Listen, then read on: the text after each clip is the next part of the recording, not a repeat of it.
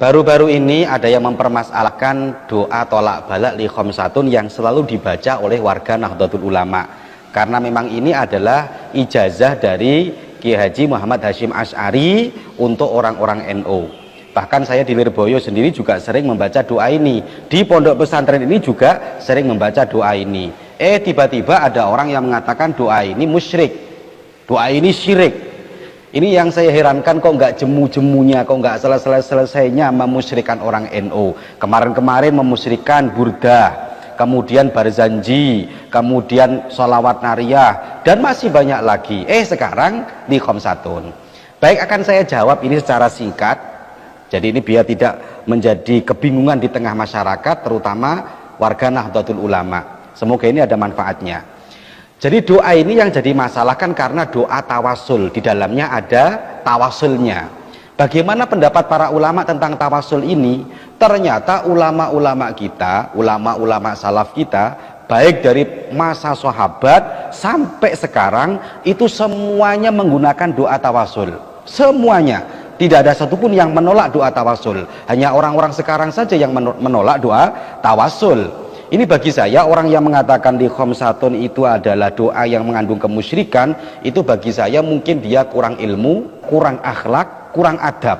Kurang ilmunya karena dia kurang membaca, kurang akhlak, kurang adabnya karena dia memusyrikkan guru kita Kiai Haji Muhammad Hasyim Asy'ari yang sudah hafal ribuan hadis. Oke, sekarang saya jawab dulu. Jadi tawasul ini oleh para ulama dibagi menjadi beberapa hal. Jadi orang biar tahu dulu tawasul itu bagaimana. Saya khawatir dia memusyrikan tawasul tapi nggak ngerti tawasul itu apa. Tawasul itu dibagi menjadi dua.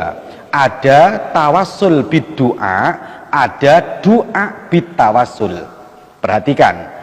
Tawasul di doa itu contohnya orang bertawasul dengan doa. Seperti ada orang datang ke kiai, datang ke ulama untuk didoakan. Itu namanya tawasul bid-du'a.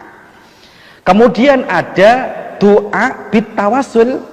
Doa bitawasul itu dibagi menjadi dua lagi.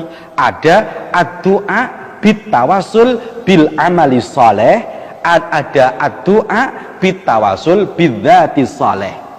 Jadi sekali lagi, yang kedua dibagi dua itu tadi. Tapi semuanya kembalinya tetap kepada Allah, muasirnya Allah, yang diminta tetap Allah, bukan orang yang ditawasuli. Orang yang ditawasuli itu hanya sebagai perantara saja. Ya, yang kedua tadi itu, ad-doa bitawasul tadi itu yang bil amali soleh, dengan amal yang soleh, itu saya pikir ulama sepakat karena memang hadisnya tertera dalam Sahih Bukhari. Saya melihat ketika kita membaca Sahih Bukhari tentang 3 orang pemuda yang terjebak dalam gua, kemudian dia minta kepada Allah dengan tawasul bil amali saleh. Selesai. Yang jadi masalah sekarang doa tawasul bidzati saleh, yaitu tawasul tapi dengan zat yang soleh, seperti tawasulnya dengan Kanjeng Nabi, seperti tawasulnya dengan orang-orang soleh, seperti tawasulnya dengan para ulama. Bagaimana?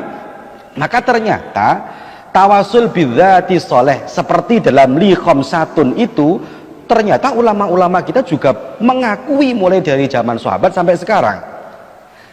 Yang pertama saya jelaskan ini. Yang pertama adalah ketika Kanjeng Nabi mengajari kepada salah satu sahabat yang sakit mata, kemudian dia cacat sakit mata, kemudian sama Kanjeng Nabi dulu suruh sabar. Kalau kamu sabar, kamu pahalanya banyak. Tapi kalau kamu pengen sembuh, maka ambil wudhu, saya ajari doa. Doanya mengandung tawasul bidzati sholeh. Doanya apa? Allahumma inni as'aluka wa atawajjahu ilaika binabiyika, dengan lantaran nabimu, binabiyika Muhammad sallallahu alaihi wasallam, nabiyur rahmah, ya Muhammad inni tawajjahtu bika ila rabbi fi hajati hadhihi lituqdali Allahumma fasyafi'hu fiha.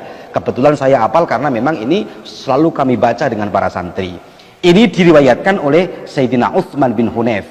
Kalau ada yang mengatakan, loh itu kan Kanjeng Nabi waktu itu masih hidup. Oh, ternyata sahabat Utsman bin Hunayf juga pernah mengajarkan kepada seseorang. Ada orang yang sakit, orang yang sakit itu datang ke Sayyidina Utsman. Sebelum ketemu Sayyidina Utsman, dia ketemu Utsman bin Hunayf, sahabat Utsman bin Hunayf. Waktu itu sahabat Utsman bin Hunayf mengajari doa kepada orang yang sakit itu, dan pada waktu itu Kanjeng Nabi sudah meninggal. Ini keterangan dalam hadis riwayat Imam Tobroni yang mengatakan bahwa Kanjeng Nabi waktu itu sudah meninggal pada saat Khalifah Utsman bin Affan. Lebih dari itu, Ibnu Taimiyah, junjungan orang-orang di luar kita, itu malah mengatakan doa tawasul yang dipanjatkan Kanjeng Nabi bidzatis sholeh itu ternyata juga sudah dibaca ulama-ulama sebelum kita, jauh ulama-ulama salaf kita, kata Ibnu Taimiyah.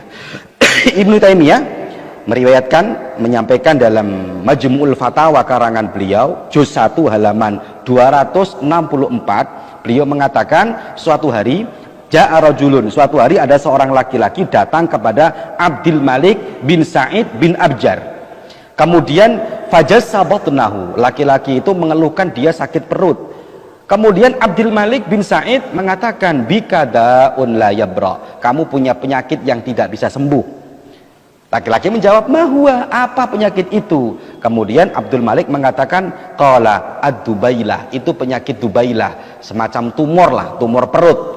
Kemudian fatahawwala rajul, laki-laki itu pergi, dalam kitabnya Ibnu Taimiyah, faqala Allah Allah Allah rabbi la usyriku bihi syai'an. Setelah laki-laki itu pergi, dia mengatakan, ya Allah ya Allah ya Allah, saya tidak pernah memusyrikkanmu. Kemudian disambung dengan doa tawasul, Allahumma inni atawajjahu ilaika bi nabiyyika Muhammad Nabiyur Rahmah sallallahu alaihi wasallam tasliman, ya Muhammad inni tawajjahtu bika ila rabbi wa rabbi yarhamuni mimma bi. Ini doa tawasul yang pernah dibaca oleh seseorang di samping Kanjeng Nabi, dan itu jauh setelah Kanjeng Nabi wafat dipraktekkan lagi.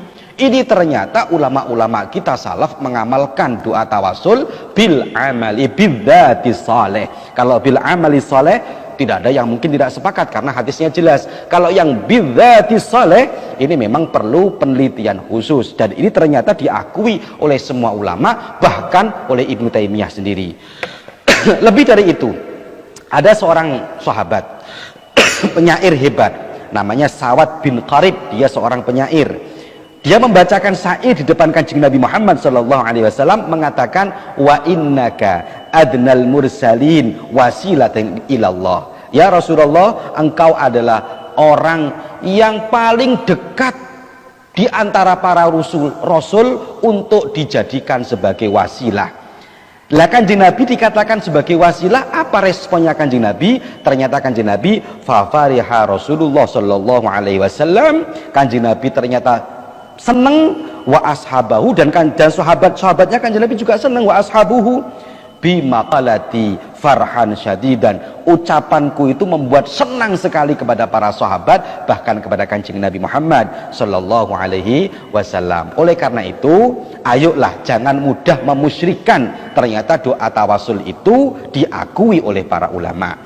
Kemudian kenapa kok doa tawasulnya itu kok kepada, kan doa tawasulnya Kanjeng Nabi, Murtadha, Sayyidina Ali, Sayyid Hasan dan Husain, dan juga Sayyidah Fatimah. Kenapa? Kalau kita melihat dalam tafsir-tafsir yang begitu banyak, dan juga dalam Sahih Muslim dikatakan suatu hari ada ayat yang turun ketika Kanjeng Nabi disuruh untuk memanggil orang-orang terdekatnya Kanjeng Nabi. Ketika Kanjeng Nabi memanggil orang-orang cucu-cucunya Kanjeng Nabi, putra-putranya Kanjeng Nabi, ya Muhammad, panggil cucu-cucumu, ta'alau, panggil semua cucu-cucumu. Kemudian Kanjeng Nabi memanggil siapa? Memanggil Ali, fada'a Rasulullah. Kemudian Kanjeng Nabi memanggil Sayyidina Ali, memanggil Fatimah, memanggil Sayyid Hasan dan Sayyid Husain. Kemudian Kanjeng Nabi mengatakan, faqala Allahumma haula'i ahli, ya Allah, inilah keluargaku. Dalam sebagian keterangan yang lain, Kanjeng Nabi memberikan semacam ridha kepada keluarga Kanjeng Nabi. Lah ini yang dijadikan pijakan oleh para ulama, kenapa tawasul pakai Fatimah, pakai Sayyidina Ali, pakai Sayyidah Fatimah, pakai Sayyidina Ali, pakai Sayyid Hasan, pakai Sayyid Husain. Kenapa itu? Ya karena itulah orang-orang yang dicintai Kanjeng Nabi. Orang-orang yang dicintai Kanjeng Nabi pastilah orang-orang yang dicintai oleh Allah Subhanahu wa taala, dan orang-orang yang dicintai oleh Allah Subhanahu wa taala berhak bisa dijadikan tawasul oleh kita. Sekali lagi, tawasul ini bukan untuk meminta kepada orang yang ditawasuli, bukan, tetapi sekali lagi doa tawasul ini adalah doa kita mintanya kepada Allah.